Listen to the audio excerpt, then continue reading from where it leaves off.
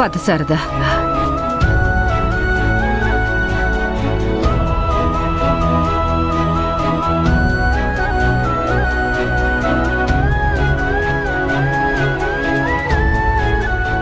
నేను వెళ్ళి మంచినీళ్ళు తీసుకొస్తానుండు.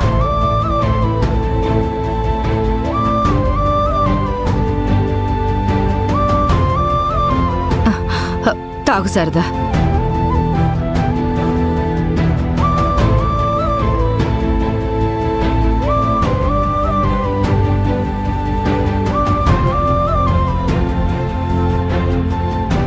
ఇప్పుడెలా ఉంది?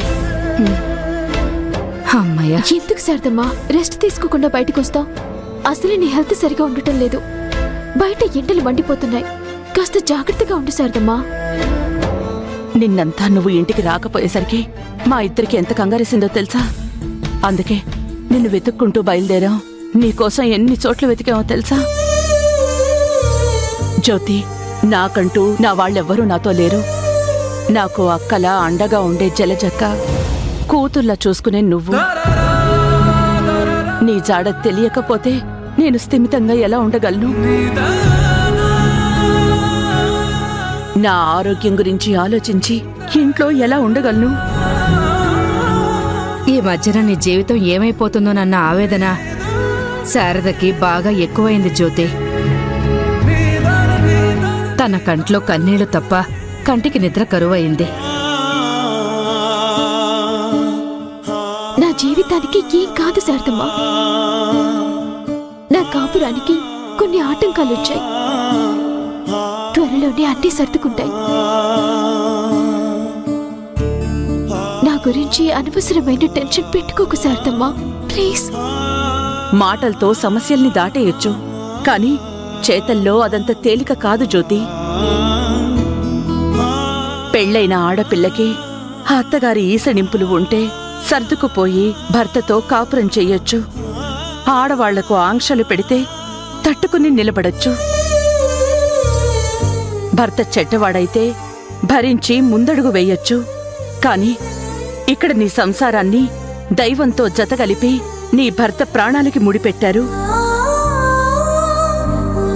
దాని కారణంగానే రాజీవ్కి యాక్సిడెంట్ అయి ప్రాణాపాయం నుంచి బయటపడ్డాడు. ఈ సమస్యని నువ్వు ఎలా సరిదిద్దుతావు? ఏం చేస్తావు? నా విషయంలో అబద్ధానికి ఆయుష్ పోసి నిజాన్ని నిద్రపుచ్చారు. నా భర్త నుంచి నన్ను విడగొట్టడానికి కుట్ర చేసి బ్రహ్మముడి అన్ని కట్టుకథని అల్లారు.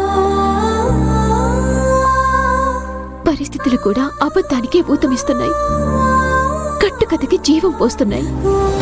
అంత మాత్రాన నేను భయపడిపోయి తప్పటడుగు వేయని శారదమ్మా. నిజాన్ని నిద్ర లేపుతాను. కట్టుకథ మూఢనమ్మకమని నిరూపిస్తాను. అదే జ్యోతి, శభాష్. నువ్వు ధైర్యంగా ముందడుగు వేయి. అదే నీకు శ్రీరామరక్ష.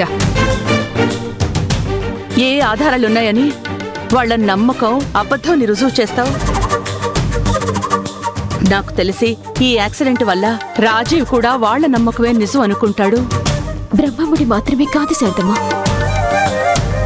ఈ యాక్సిడెంట్ కూడా నేను తాళి తీయటానికి నీలాంబరి పన్నిన పన్నాగం.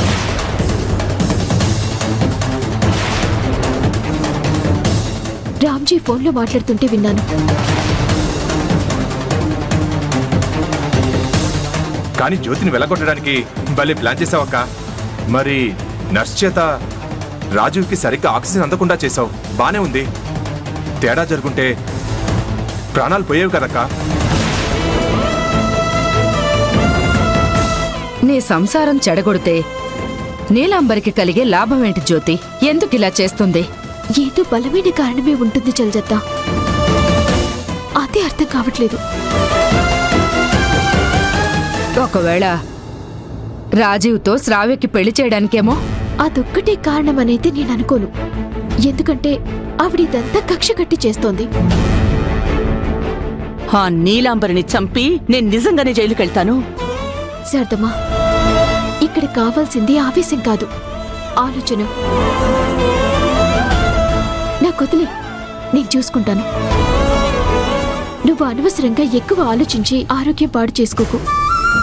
వీటన్నింటికి నేనే పరిష్కారం చూస్తాను.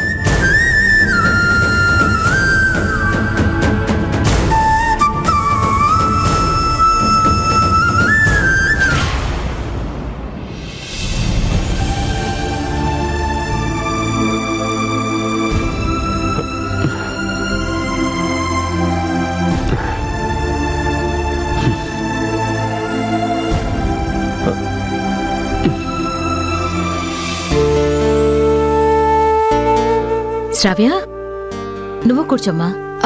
నేను తర్వాత తింటాను అత్తయ్య. రాజీవ్కి తినిపించాలిగా. నువ్వెందుకు తినిపించడం? నేను తింటానులే. పర్వాలేదు రాజీవ్. మీరు తినండి అత్తయ్య. ఏమైనా కావాలంటే నేను వడ్డిస్తాను.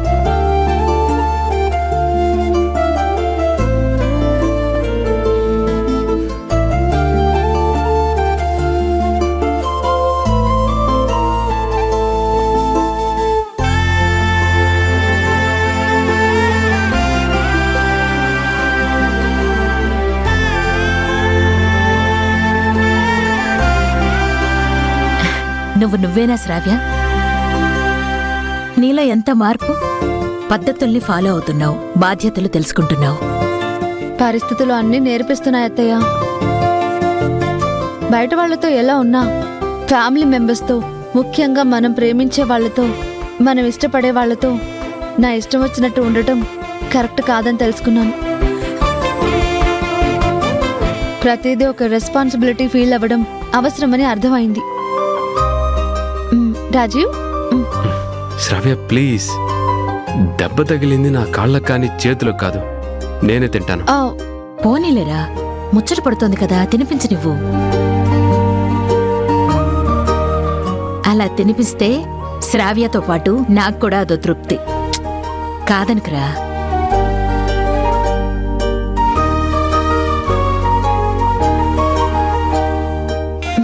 రాజీవ్,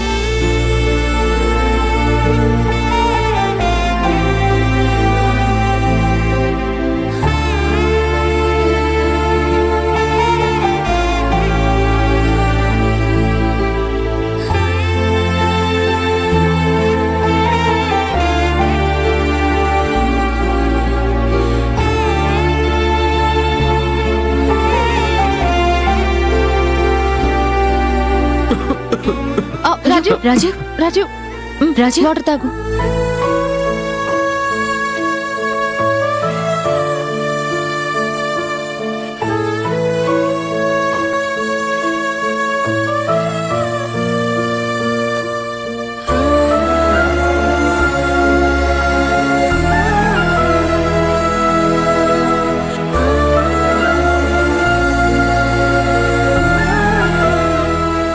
రాజీవ్,